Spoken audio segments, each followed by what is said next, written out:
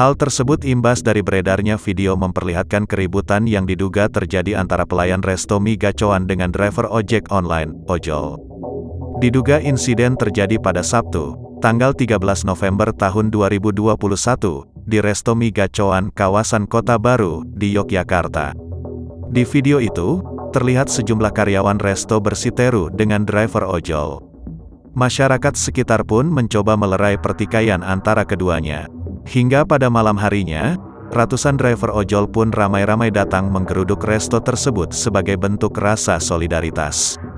Masih dari unggahan video sumber yang sama, para ojol pun melakukan aksi protes sampai sempat meminta resto ditutup. Dari viralnya insiden tersebut, nama resto mie gacoan pun masuk daftar trending di Twitter, Minggu, tanggal 14 November tahun 2021, sore.